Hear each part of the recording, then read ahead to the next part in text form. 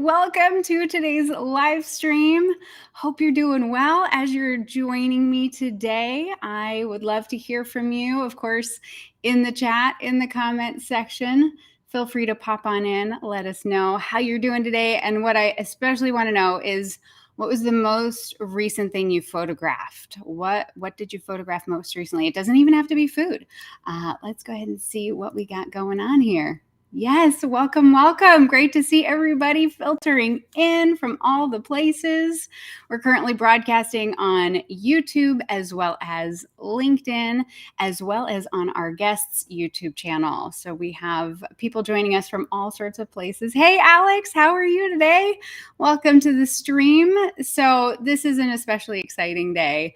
I get to welcome somebody who I have been a longtime admirer of. I have learned so much from her over the years. And anybody who knows who today's guest is and are already familiar, you are equally as excited. Oh, very good, Daniele. Welcome, welcome. Ooh, Mary just shot some coffee cocktails for a brand of video. Very good. That all important video work. Divya, what's up? Toronto in the house. I love it. It's awesome to see y'all. But with today's guest, I wanted to give you a little bit of background in case you're not familiar with her and what she does, what she's all about.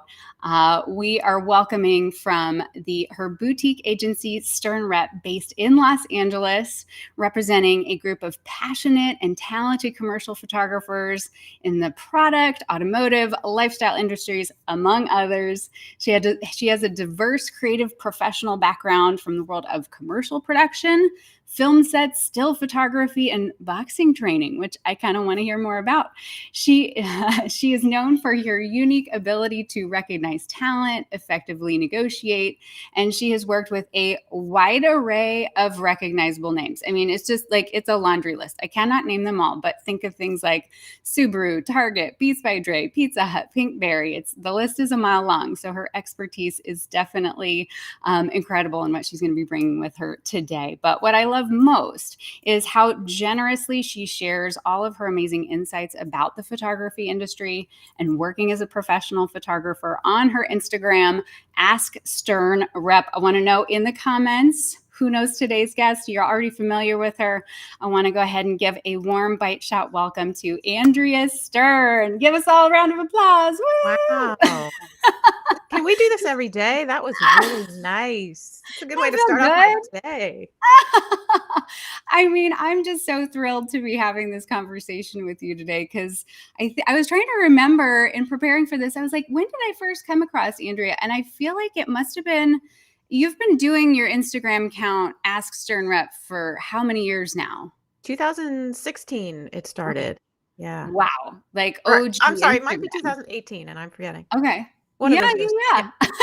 Either way, a good long time, because I feel like it was probably like 2019 that I came across you. And I think it was my friend Jacqueline was like, you should go check out Andrea over here. She is she's dropping some major knowledge and this is so helpful. And I was like, I got to check it out. And I was just instantly engrossed. So I would love to know, though, just for you, as far as, I mean, you have a wealth of experience. You're a leader in the industry. I feel like you're popping up all the time with APALA and doing panel discussions.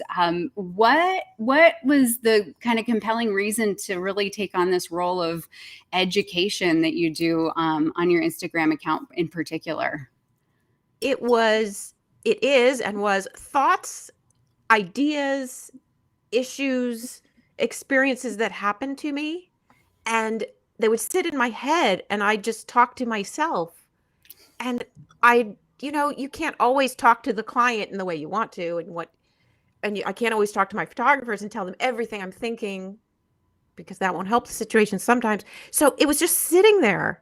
And then I had a lot of photographers emailing me daily questions. And instead of answering one by one, I actually was working with someone and she said, Olivia said, let's take this on Instagram. I was like, oh my God, great idea. And it was so satisfying to be able to articulate and say out loud what I want to say. It's that simple. It's a good feeling. Well, it's definitely a wealth of knowledge. I would say anybody who isn't currently following Andrea, definitely, we've got all the links in the description box below, so you can go check it out. And I just feel like you could, like, somebody could just go down a rabbit hole of your past posts, and there's the great Q&As, which that's what we're intending to do here today, is sort of an extension of Ask a Rep, because it's such a great opportunity to get your perspective as someone who absolutely is in the industry and knows what's going on, but is also kind of removed from being in the role of a photographer, which I think is also a really powerful position to understand context and nuance and the details and kind of the bigger picture, if you will. Because I think as photographers, sometimes we get in our very like specific little lane. And so your bigger, wider perspective from a lot of different directions. So with that said, I would love to jump into our very first question. We had a ton of questions submitted from folks on Instagram, social media, all over the place in our community. And I got a laundry list. I'm sure, are your DMs just like totally bananas? I honestly don't check my Ask Stern Rep ones myself. My wonderful Mhm. Rainy Vespi does that for me. That's awesome. That's So, yeah. fantastic. But I'll But get the definitely, question and but we'll load it onto Ask Stern Rep to be answered. Absolutely. Definitely so many questions coming in, though, I'm sure from all sorts of places, because it's a very exciting time in the industry. I think some people think it's a scary time, but I like to think of it as exciting. I don't know. How do you resonate with sort of the current state of the industry? I see how it's both. Hmm. People who have been in this industry for a long time, it can be very scary because the amount of stuff you have to do now that you didn't have to do before, LinkedIn and Instagram and how we contact clients has so changed. But in my business mind, my rep opinion on this, we are so lucky. The doors are open. We know where our clients are. Before, Hmm. we had to use the phone or an email and barely ever get responses. But on Instagram, we know we can see where they are. We can actually engage with them. We can click we can comment. We don't have to ask for anything from them, but we can stay in front of them. And that as a rep is a dream. As long as we Hmm. do it, that's the problem. It takes so much extra effort and time than it used to. Yeah, no, and we'll get into that. There's actually a question on that, so I look forward to getting into it. But I wanted to clarify real quick something that I think I skipped over that's important for anybody who's in this audience here today who's maybe newer to the industry. I think there was a lot of folks that we saw enter the commercial photography space, especially in the food realm in 2020. We're all stuck at home, and if you have a camera, what are you going to photograph? But, the food on your table. And so the role of a rep, I think that there's maybe even some misconceptions about what a rep is and what a rep does. How would you define your role as a representative of artists and photographers? I'd say it's really in that word. I Mhm. represent them. I'm their voice. If a client reaches out, wants something, a bid, I'm the one that responds. I'm the one that oversees the whole thing. I do all the negotiations. So it's really a business minded, putting it on my shoulder as a photographer. You have a business minded part to your system, to your business. Mhm. And we do all the marketing and exposure. To me, Yeah. that's probably one of the most important parts of it, is that the rep is getting exposure Hmm. because there's not as many reps as there are photographers. And Yeah. clients know if the photographer's repped, they must be pretty good. They must be getting jobs, probably. So I am that exposure element, and that's the big money maker, or that's why it costs. And I can Hmm. just throw that in there. Usually a rep's commission is on fees, Hmm. and it's usually 25%, some are 30% of the Hmm. fees. Yeah. And I mean, I have to think too, as a photographer myself, I think one of the overwhelming things that happens is kind of the further you get along in your journey and you get to this place where your marketing has been working and things are working out for you. And then suddenly you have all these people coming in, and you're like, how do I handle these incoming leads and these opportunities, and how do I sift through, how do I negotiate? Because I don't know, how many times do you come across in your line of work as photographers who are also like super business savvy? Is that like the norm, or is it No, kind of a mix? no. Pretty much, well, I'm sure some could be, but Yeah. hopefully you're too busy shooting Hmm. and testing. So I think maybe some personalities, I do know some big photographers who no longer want a rep. And Mm. that's something the reps have to deal with. Our value has swayed and we have to shift for that kind of thing. Yeah. Because photographers don't need a rep the way they used to. We used to be the one way in, Mm. and now there's many ways in. Yeah. It's changing. It's Yeah. exciting. It's Yeah. scary. All the things Yeah. all at It changed. once. It's changed. It's like any business. But our business in commercial advertising, Yeah. that is built on change. Yeah. The market, and it gets younger and younger, and we have to keep up with that. And I've said this on my Wednesday Wisdom, it's not about our age Mm-hmm. that makes us aged, in my opinion. It is the way we handle things, the energy we put into it, the test, Mm. the exploring. We have to bring a life to it, to our career, our photography, to stay young-minded. What would you say is like a good example of a way? Is there kind of a tangible way that you can think of to implement that?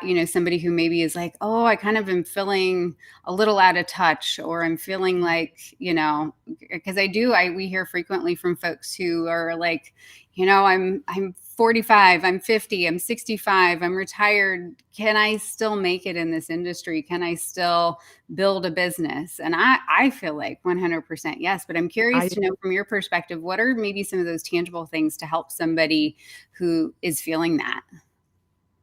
It's really, in my mind, it is testing and exploring. And that can be any age. If clients see something they love, they're not going, I've never heard of someone checking out the age of the photographer and that being the deciding factor. Yeah. It's your portfolio. It's always the portfolio. So really just keep pushing it. And maybe, what we used to watch is Mm. MTV. That's how long I've been doing this. And we used to see what kind of commercials are on there, what music videos are going on. And that's where we get our style. We get invigorated. So check out those sources. Right Mm. now, it definitely can be Instagram and TikTok. Where else? Probably even movies and just really cool stuff, maybe games and stuff. Where are the cool techniques happening and why? Why are they so cool? You got to stay in that framework. What are the ages for advertising right now? It's 18 to 30 or 28 that they're really going for. Mm. Well, our portfolio has to represent that. That's such a great point. Yeah, kind of coming back to the portfolio and framing that in the context of who is that target client. And yeah, I think that inspiration. I'm even thinking like last night we went to Taco Bell for dinner. It's like a weekly little ritual after the kids have jujitsu, and I'm sitting there, and of course, I can't help it. I'm looking at the menu boards. I'm like, oh, they've really like taken an interesting direction in their Right. in their creative. Like this definitely looks different. It looks modern. It had something that was definitely not as predictable. And so I think, yeah, just kind of keeping your eyes open to what's happening in the world around us. That's such a great Yes. point. Yeah. I always look for the design on Mm. everything I'm watching, on commercials, on shows. And if that design is really cool, that's something to notice and bring into your own career. However, that can work. Maybe it's a background in an image or something with your website and your logo. Just really keep it cool. Yeah, absolutely. Kind of step out there. Don't, just because Yes. this is the lane that you feel like you've been in doesn't mean like you can't take a totally different direction. So, kind of shifting gears here, there's a great question that came in that I wanted to get your inputs on. That there's so many more photographers now than ever, just even in the last couple years. Competition feels steep.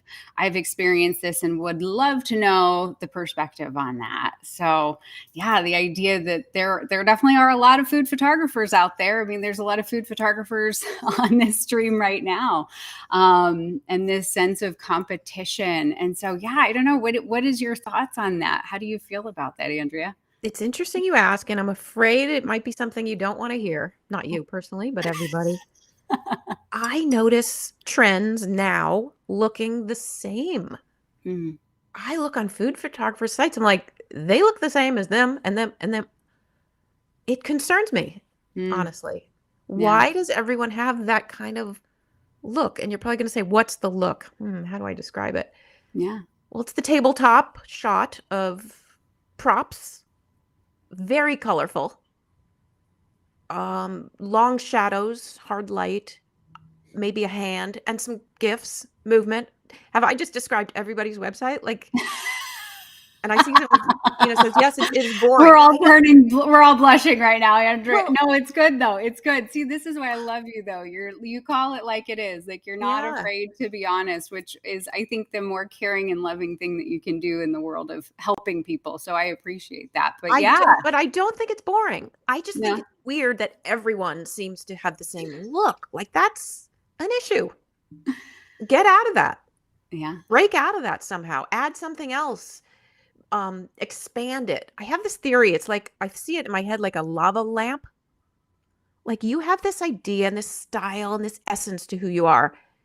Add movement to it. Grow it out. Expand it. Hmm. Go a little this way, try a little that way. I have this beautiful picture in my head, and I hope that description fits what I'm trying to say. Absolutely. Because, yeah, that is interesting, though. There is so much volume, but kind of what it sounds like you're saying is because so much of it is so similar that there's opportunities for those who can break out of that mold. I like that you're turning it into a positive. That's good. Yes. Agreed. Yes. If you can see that, and if you can even take that, because there is a reason, maybe it's the world of Instagram and digital content has just sort of got us revolving around in these circles together because we're all seeing each other's stuff. And, you're like, well, that's what I'm supposed to do. Right. And so, how do you take that nugget and the essence, like you said, of what you love and Yes. spin it in your own direction? But we can, in the business mind of things, we can look at it and say, okay, why is this hot? Mm-hmm. Because it is. Okay.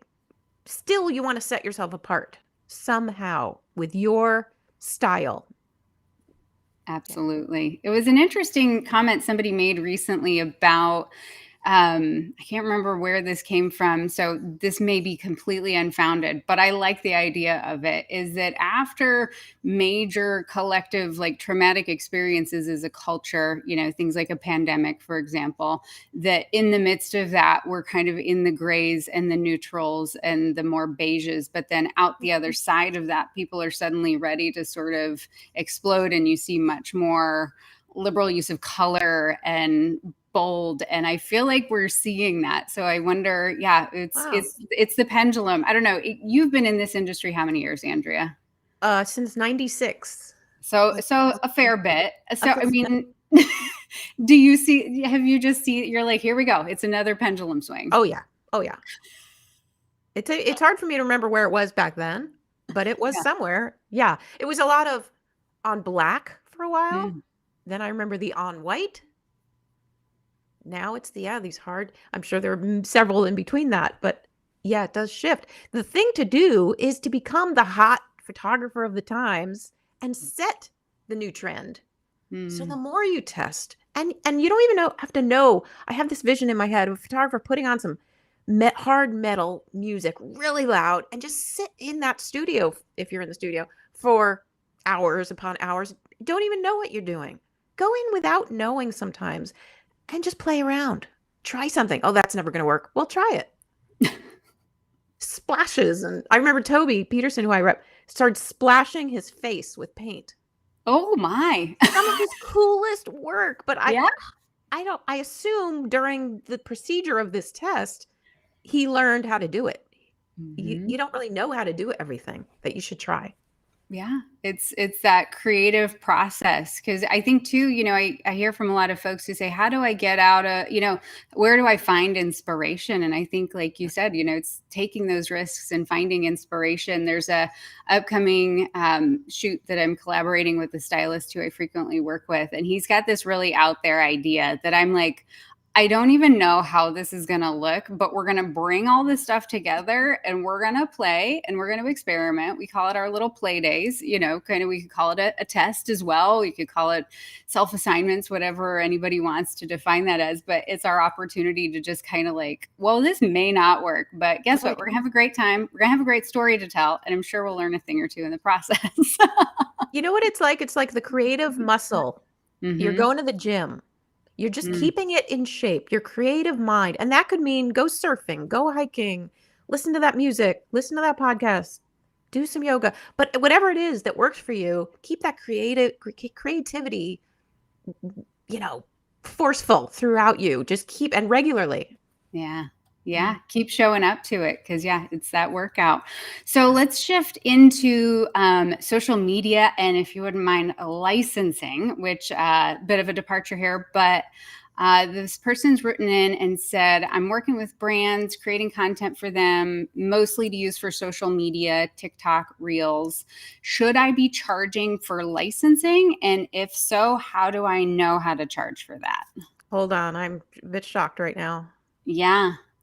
Should you charge for licensing? How? Okay. I don't want to take our entire talk here on this, but yes. Joni, how would you answer this? Yes, absolutely. I mean, in my world, a lot of the content that, I think when I came into the industry, is very much a social media moment and very much the work that I do cookbooks, I do other things, but the majority of the work that I've done over the years has been more for social content. And I mean, now at this point, I'm even doing exclusive Reels and TikTok videos.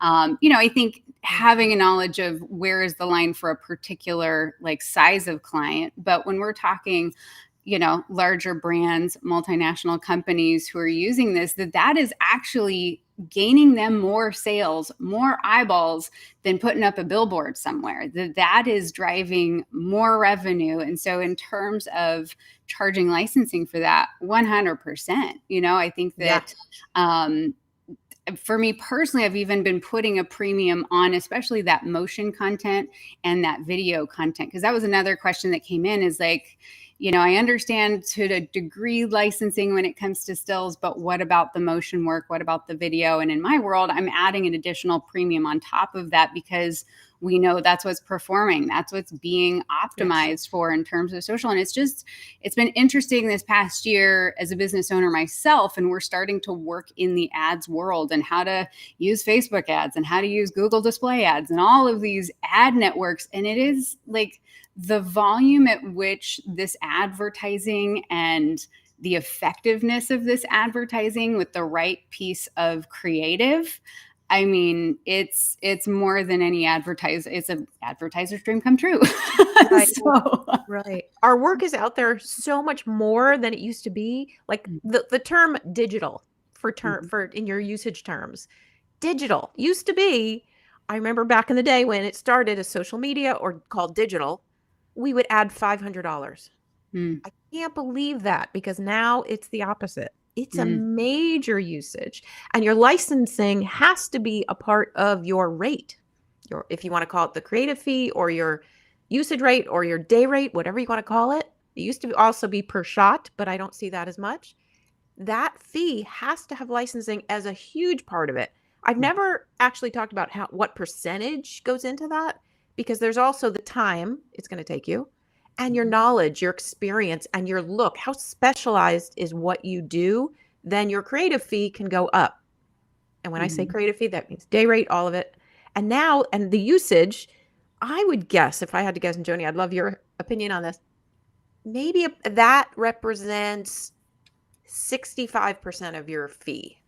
What do you think? Yeah, I mean, that sounds about right. I think one of the things that I take into consideration, and you really beautifully broke this down in a very comical reel a couple of weeks ago, is sort of the differences of the different kinds of usage that somebody would be using that content for. So for example, that there's going to be your organic, that they just want to place it there and have it. And it's only going to go so far depending on how many people, how many followers they have on their social accounts.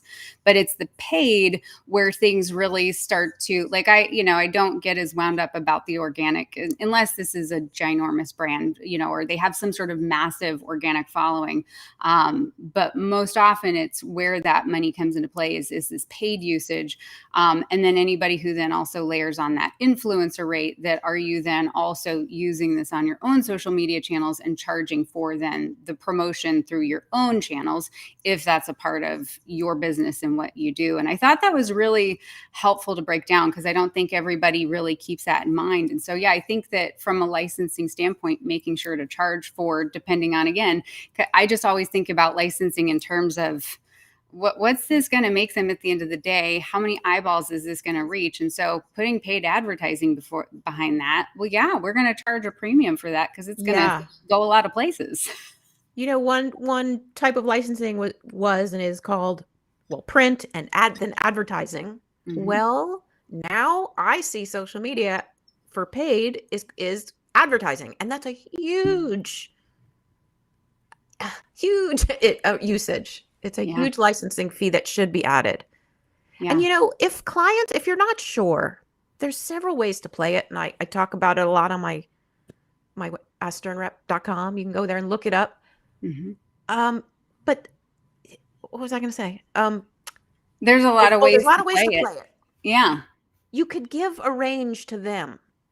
You could say, is it, I'm thinking this is going to cost between $1,000 and $5,000. Is that what you have? Kind of feel them out, your way of negotiating. Mm-hmm. And also, you could actually, on the estimate, put a range. You could put option A, option B, option C. You can give them something that when you're not sure, this is going to be way too high, or maybe I'm too low. Yeah. It can help get you some feedback on what they are available, what's available to spend. Yeah. I always love to kind of present in that conversation as I'm talking budget with them, asking that question of, do you have a budget set aside for this? And if they say no, I mean, I will say, so many folks are like, oh, I can't ask that question. I'm like, I was thinking back over the last 10 calls I've had with potential clients, like probably 8 out of those 10 have been very forthcoming about where the numbers are in terms of a range. But if they say no, then I love that, that approach. That's exactly, are we looking something more in the 5 to 10,000 range, or are we looking more 10 to 30,000? Like what range should I address? So at least you're narrowed in to know, and they go, oh, well, at least 10,000. You go, oh, okay, great. So now we're not going to, so then you have that sense of where you're going to be aiming. And I think people will be forthcoming knowing that you need at least something to understand in that ballpark. Yes. What's weird? I remember bidding on a job and saying to the art producer, should we be at 56,000? And she couldn't answer me, because then it's wrong. It's like ethically wrong to say be this much. But then I said, should we be over 53,000? She said, yeah. I was like, oh. So we get more information when we go over, under. Keep them from saying they can't say the exact number. It's like against their job. If they could get in trouble. Yeah. Playing a game. It's a little bit of just like, how do I help you? How do I make your life easier? Because I think that's also, at the end of the day, another thing that continues to create a reputation as a photographer is making their lives easier, understanding what it's like to be in their shoes. Yeah, absolutely. And even I do that a lot, and that maybe is one of my best sales tools. I don't think of it as sales, but it is. I want them to feel they can trust me. You got to break the ice. You got to meet somebody and immediately warm them up and let them know that you're just a real person and there's no conflict here, because I think they're just as nervous sometimes as we are. 100%. I think that's the funny, we're so scared sometimes and so nervous and like, ooh, these are good. But I just think about like the clients I get to work with, and certainly, it's a world full of people, and there's nice ones and there's difficult ones and there's, you got the whole spectrum. But I would say like the majority of the people who I've worked with as clients, interface with, even the people who I've had discovery calls with and it didn't end up going anywhere, still wonderful humans, and I think that if we can remember that humanity element, that they're just people too. They're not You know some what sort of this scary robots out to get you. Right? You know what this reminds me of? Because you do have that warm, lovely, flowing personality. I know, because I've seen many photographers not be able to warm up like that. So maybe we both give them a little advice right now. Mm. If it's not their thing, because it is my Mhm. thing. I feel like I can make a best friend in a minute when I walk Mhm. into a room of crowded people. Mhm. And you probably feel the same. So if people don't have those social skills, Mhm. what way can they, like, I'm on these creative calls and I so wish, I'm like, please smile, please move your, like, let us see your movement, and you're there, you're a person, you're not just Yeah. scared and looking afraid. And how can they say something? Mhm. I mean, what's your advice on that? I mean, it's interesting. I think, I mean, we're all collectively a culmination of our own lived experiences and where we've come through. One of the things that there's a couple of things for me just in my own lived experience that I think really helped me cultivate those skills.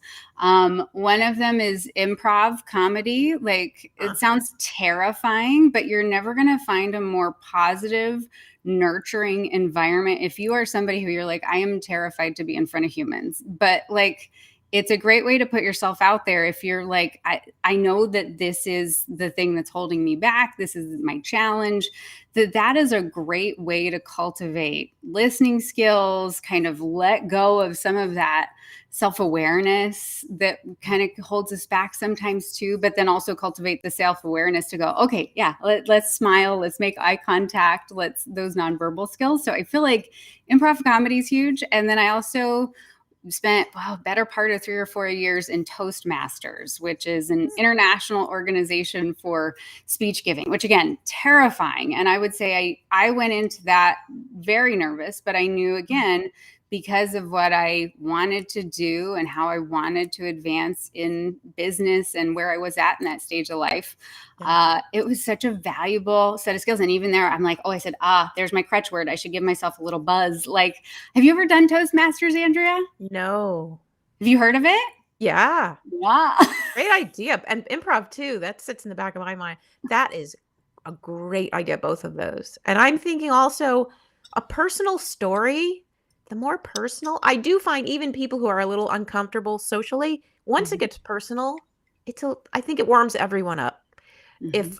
If I had one of my photographers on here and I would say, find something about that client that interests you. Okay, I have the baseballs behind me. Mhm. Say something about baseball.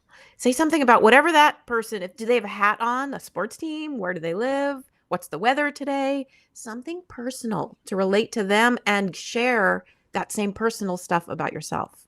Mhm. That Yeah, and warms you it right up. and I think you can plan those things ahead of time, like thinking through, I'm going into this call, and you in theory have an idea who those people are, at least some names that you could go search on LinkedIn, go see where do they live and Mhm. what have they posted recently and what are they talking about, what are they sharing, and then have that, yeah, genuine interest to Yeah. go. I was on a call with somebody recently, and I brand new potential client, and but I saw they were from South Jersey, and I was like, I've got experience and I've got friends in South Jersey, and so we're going to lead in with that. And now I do those things subconsciously, but I think that if you're a more introverted person, that you can come Right. in and go, okay, they're from South Jersey, I have lived experience, and I could bring this up and talk about this restaurant and ask them if they've ever been there before. And then Perfect. suddenly, before you knew it, I was hearing all about how they grew up there, and it was a great place to go. So it's a great way to Yeah. warm that conversation up. Yeah. I Yeah. love that. Great advice, Andrea. Such a good point, too, because we did recently poll the community, and it was something like 70 to 75% of the audience uh, identified as introverted or shy. And so I think that was so good that Wow. you called that out. So thank you for that. Quick one. I think this is a quick, easy answer. Maybe not. Maybe I'm opening a can of worms here, but best practices for naming your business. Using your name, coming up with a tricky name. What's your hot take on that, Andrea? Your name. I think it used to be more tricky, and logos used to be, a camera, a shutter, something like that. I think your name. Mm-hmm. Just keep it simple because you also don't, what we're working against, what we have to work with marketing is that people remember you quickly. So if Mm-hmm. they meet you, they're not going to remember that other business name. They're going to remember your name. You have one shot at getting them to remember you, to something to stick. Yeah. Use your name, make it fast. Yeah. Make it personal. Yes, Mhm. absolutely. Okay, so many good. I'm going through my list of questions. I want to make sure we get to as many as possible. Oh, this we kind of brought this up at the beginning. This is a great conversation. So, what would you recommend? I mean, you mentioned at the beginning that there's all these different things that we're kind of have to do to market ourselves, and all these responsibilities and opportunities, things to do to build a photography business and to grow it. And so, what do you recommend in terms of just scheduling yourself? How much time should we be expecting to put aside in the course of a week or a day, from pitching to social media, blogging, newsletters, all the things? Like, it's a lot. So how do we keep that Yeah. manageable while still being able to live our lives, do the things we love, and also serve our clients? One thing I say a lot on my Ask Stern app is it just if you're not working that day, if you're not on a shoot, you're still working. It's not a day off. 9 to 5 it, Monday through Friday. And that can include some creative go surfing, go hiking, but with the intention. And also scheduling out testing. Maybe make a list throughout the year. I'm going to do it this many times or this once a week. Get those started. Really important. Mm-hmm. Yeah. Because we kind of go back to that point of the test shoots, that's your opportunity. Are there some best practices, in your opinion, related to test shoots? I mean, obviously, we're shooting to add new work to our portfolio, to have new content, things to share, things to use for pitching. But in terms of, is that solo work? Is that collaborative? What does that look like? Depends on your style. Should you have real talent, like professional talent? Probably, if you're a lifestyle or fashion. That, like for you, probably a food stylist is extremely needed because that's the kind of work you do. Mhm. Another part of this goes into two things I want to say. One is personal work. You can still have that on your site, which gives a little less production value, and that's okay. And I always do this and then I forget the other. Damn. Oh, research. Yeah. Research. Go look what is hot right now and why. Go look at who's working. Mm. Why? Find them on LinkedIn. Who are the clients following on Instagram? Like, where you got to do it takes research and time. Not easy, but it's worth it to really understand who are the leaders of your business, your competition, or even the people that are doing so well at this that you want to strive to be that. Everyone, look at Joni Simon's website. That is where you want to get to. You got to have your level of, what's the word? Up there, the Yeah. level of where you're Something to going. strive for. Yes. You have to have that set in place and keep it going. Mhm. And it could even be a photographer who doesn't do exactly what you do. Why is that car photographer so hot? Why is, like, get to have your objective eye really fine tuned. Why is that even photojournalist? Hmm. Why? Really analyze. Yeah. All the competition and everyone out there. Yes, yes, yes. Because I think, it's a hard place to be sometimes too. And I love that advice to go outside of your own realm, because I know one of the things that we hear all the time is, and I struggle with this too, is sometimes when we get in sort of the little niche that we occupy, that comparison device can sort of derail us and can cause us to Yes. go. I feel like the expression I hear frequently and even feel sometimes myself is, well, why even try? Right? Because this person is already doing this thing. But I love that idea of going, well, how can I be inspired by that as opposed to be intimidated? Like there's a reason you're having that feeling. So that's like your gut check moment, right? Yeah. But that could really hurt photographers if you take it too seriously, comparing yourself to someone else, because really what we're offering in our portfolio is not someone else. Mm, You could never be someone else. You could be half of what you could be, but you really have to just compare it for the business sense, for the business rationale. That's what they're doing. Check mark, check that off. They're yeah. doing that. They're doing that.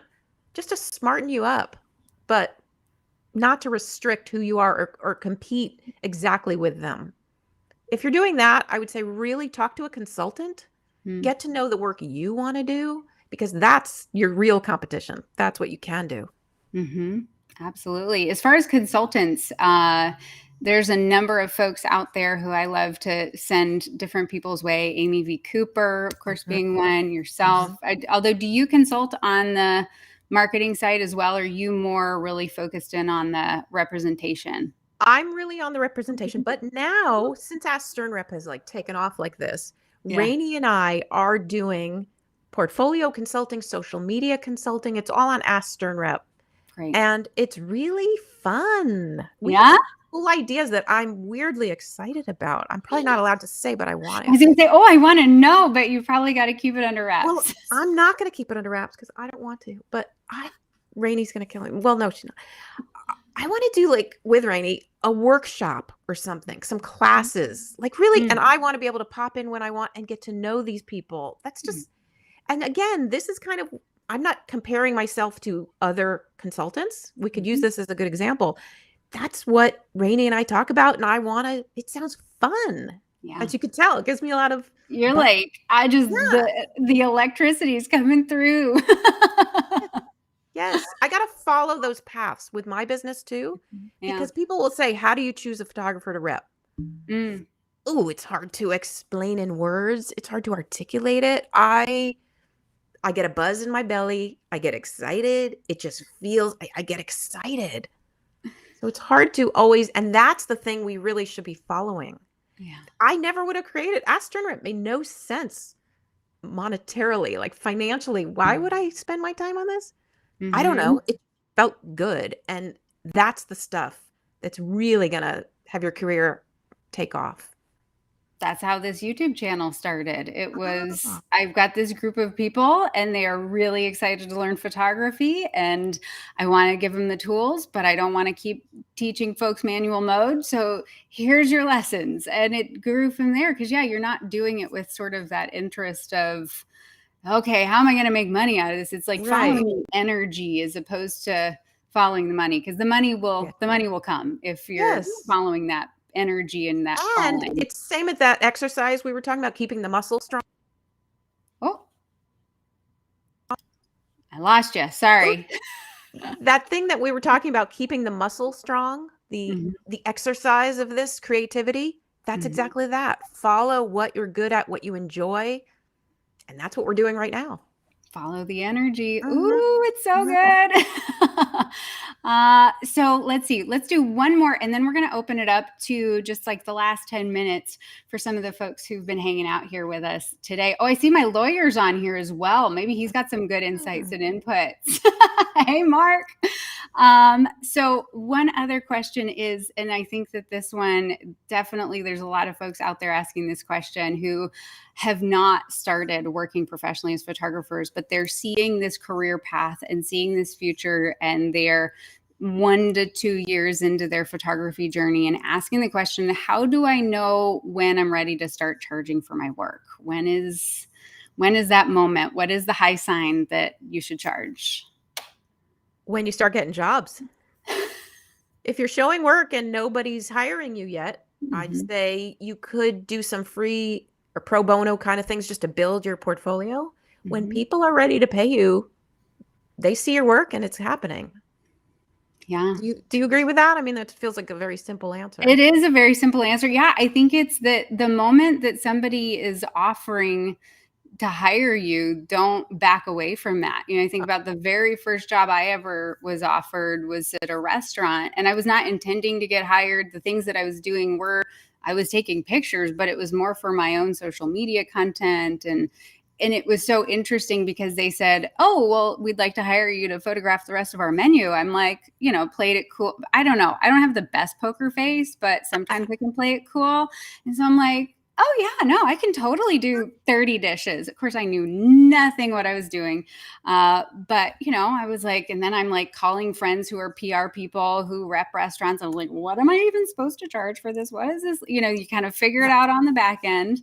But they were willing to pay me. So I think that that's really sort of if somebody has said, I want to pay you, you're ready to charge, right? Like there's not some sort of like secret milestone, some sort of handshake, some sort of somebody who appoints you and says, okay, now you're ready to charge.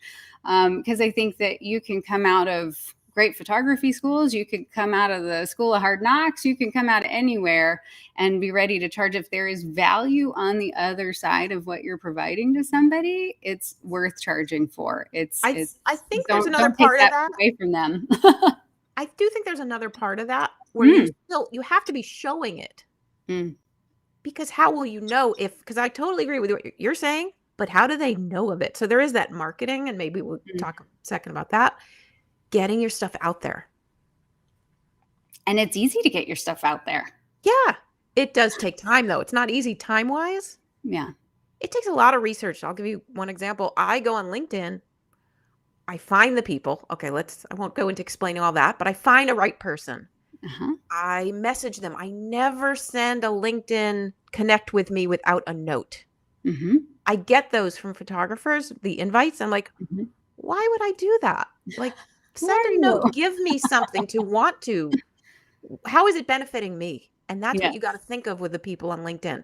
So basically what we want to find the right contact, then go to Instagram, look up their name. Can I follow that person? Mm-hmm. And then message them on LinkedIn. Can I email you my promo? I always say that.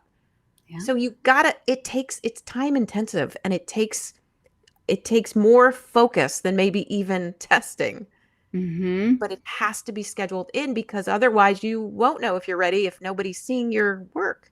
Yeah.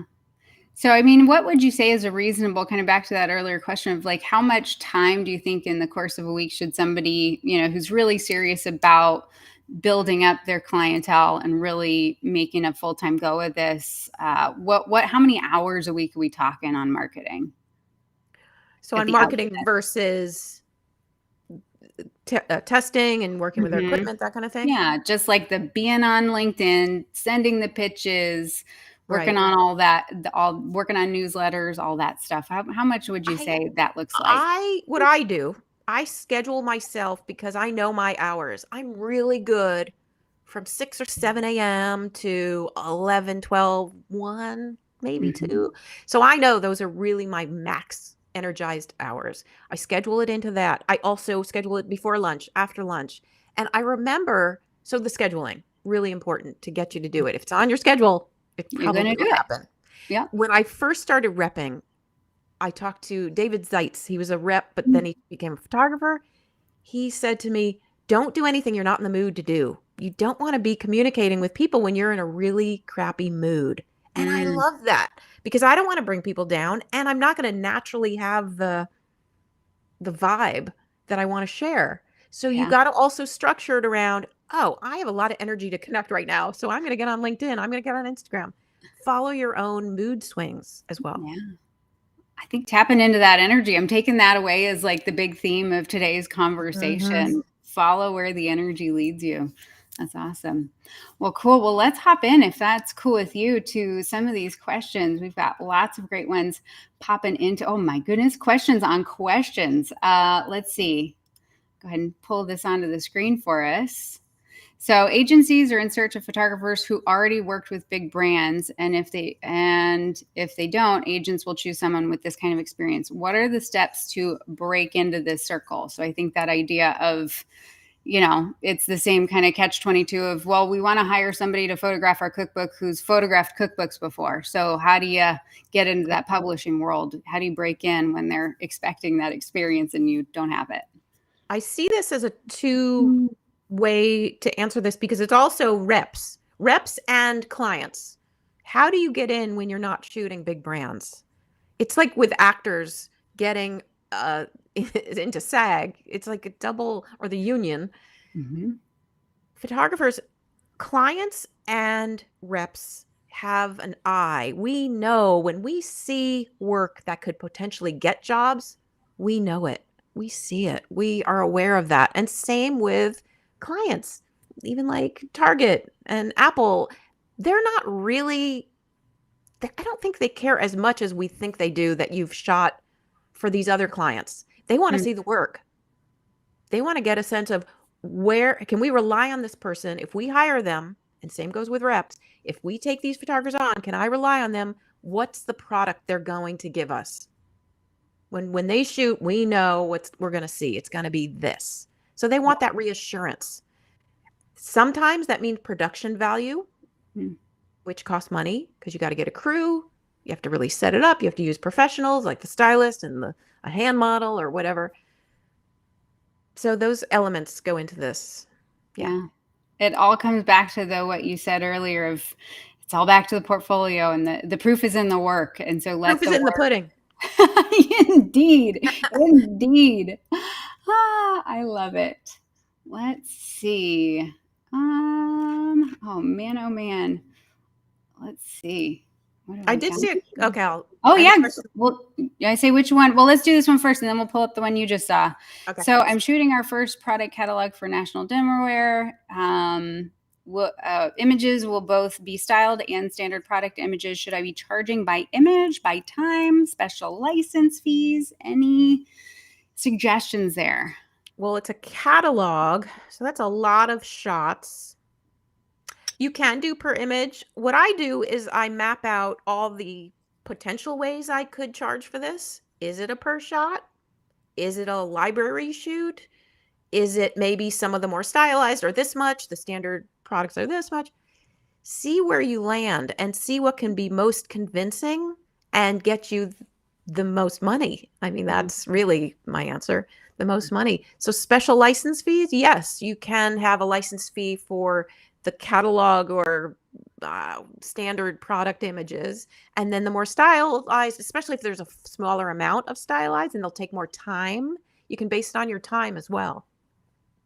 I love that. So I like that idea, though, of kind of taking the different rabbit holes. Like, okay, if I do it this way, here's the potential outcome. Here's this way, really mapping, almost maybe even like a flowchart situation. Yeah, right. Because the client they're probably getting 3 estimates. So they're going to see someone do it that way, someone do it that way. There is no right absolute way. You just want to be clean and look professional with how you're doing it. Make sure of that. Yeah. Absolutely. What was the question you saw, Andrea? The question, I don't know where it was. It was a while ago, about licensing fee or day rate, kind of creative fee for video. Oh, yes. And when I say video, I don't really mean motion. Motion I think of more as GIFs and stuff like that.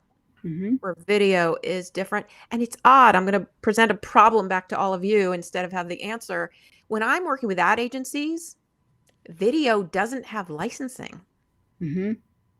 But some clients don't seem to know that. So if you can do licensing for video, do it. It's a weird thing. I don't know. It's not figured out yet in our new world of things. But I always charge if my photographer is also overseeing a DP and not even shooting the video him or herself, I charge a director fee. And normally to me, that's like $3,000 to $6,000. Like, it's a lot. A director fee on top of their usage and creative fee. That's such a good point. Yeah. Well, and I think that's where we're in such a weird space when it comes to making decisions around certain elements of pricing, is that there used to be, I mean, again, I'm sort of newer in the industry within the last 10 years, but it sounds like more traditionally, the DP was the DP, this person was this person. There was very specific roles and expectations and who was doing what and what the structure of that all is. Whereas now, for myself, for example, did some reels and TikTok work for a brand, and I was I was coming up with the creative, I was coming up with the direction. I was all the thing. I mean, we had stylists, I had assistants, we had the whole team, but ultimately, this production is now much smaller, much more compact, and also the things that the client said is, don't make it look too professional. They wanted something that looked Oh, like user generated content, but better. So navigating that space, and how do we charge for that, understanding that, yeah, this is such a dynamic space. But I always personally come back to, what is the value of my time and the creativity and the expertise that I'm leveraging in this situation? Because then, yes. yeah, if I am scripting the voiceover, well, that's another job that they didn't have to hire out. And so charging appropriately for that expertise, because that's not just something that everybody can do. So are you saying you did charge for your creativity of creating the shot list? As a part of kind of the overall kind of package fee, as a creative fee, packaging that in together. So you didn't line item just that by itself? Because you No. could. You could. Yeah. I That's think it's a matter of what's the easier way to sell it, right? Like, kind of that. right, right, I felt more confident coming back with here's the overall what it's going to look like for this package for X number of videos, versus the line item specific, just because of the relationship and the conversations I was having. I felt in a more confident position to present right. those numbers in that way. It sounds to me like you were also the production company. Oh, 100%. It's such a meld these days. Like production company used to be a separate thing, but now someone like Yep. you're doing all of it. We're And doing all of it. I want to say when clients come to us, any photographer, and say, "Well, I want you to come up with a shot list," Hmm. you charge for that, just like you were just saying.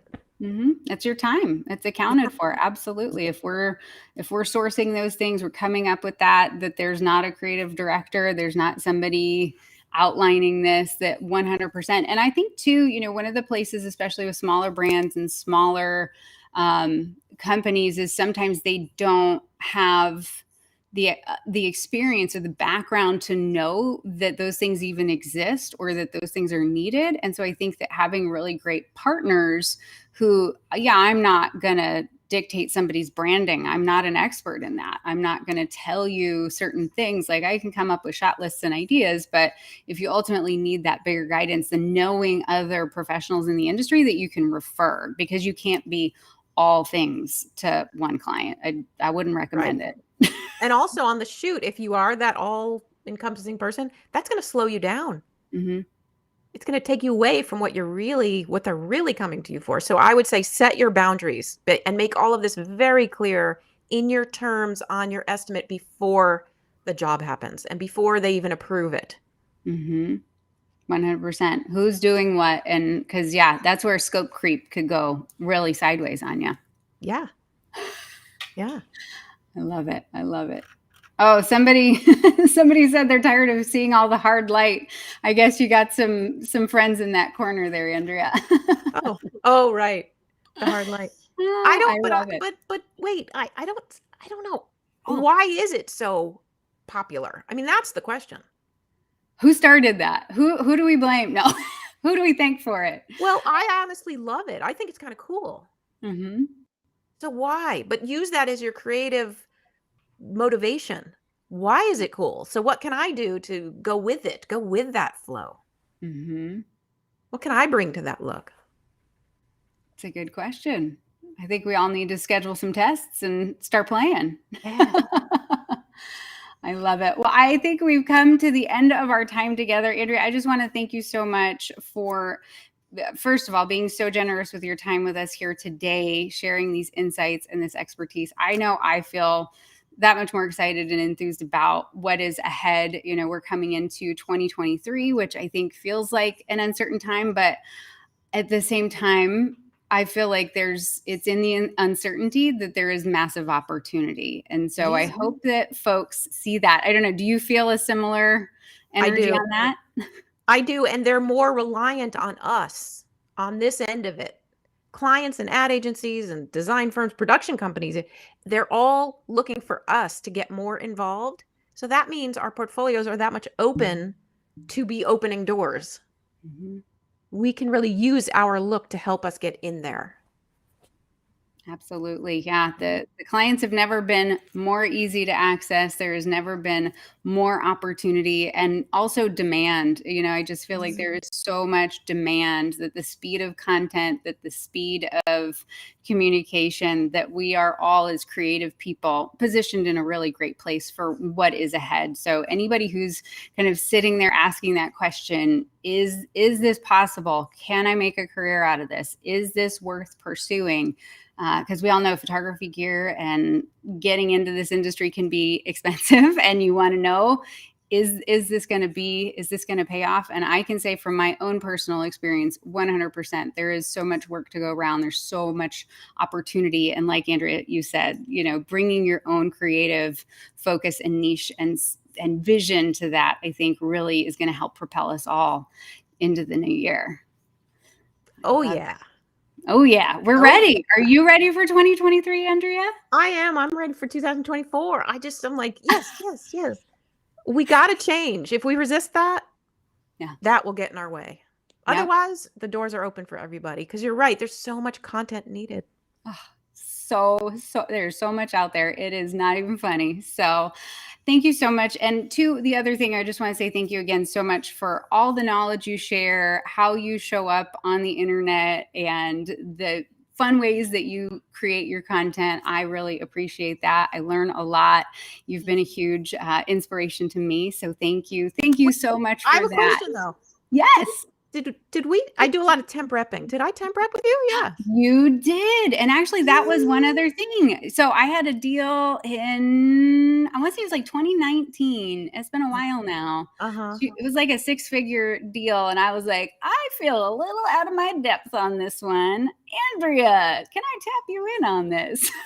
I loved working with you. That was great. I mean, I don't think that job happened, but it was Mm-mm. great. I remember the client was really nice and we were talking very honestly. It was one of those really positive situations. And I got to work with you, so that made Maybe it. we'll do it again sometime. Yes, please. I would like that. I love it. Now, on that note, though, I think that's such a great thing to let people know. You know, people think, oh, you know, I'm maybe not ready to find a rep, and certainly, you know, having a relationship with a rep is like a relationship. Like this is like finding somebody you are going to partner with in a very real way, and so it's an important thing to think about before you enter into that relationship. But if you want to kind of dabble, or if you have a deal that you're like, ooh, I don't know if this might be above my, you know, expertise, or you just need that. I don't know. What would be situations in your opinion that would really compel somebody to want to reach out for like a temp rep situation, temporary representation? I honestly don't see any negative reasons why not to always look Mhm. for a rep to work with you on these jobs. If you're asked to bid a project, get some help on it. Why Mhm. not? You'll make more money Mhm. usually. Mhm. And and then you get to know the reps. You get to learn. I honestly I feel like I'm giving away such value because I don't charge if we don't get the job. Yeah. First of all, some reps probably do. I know, I That's felt okay. bad. I was like, we didn't win the job and I want to pay Andrea, but she says no. So I'm like, okay, well, I get you next Yeah. time.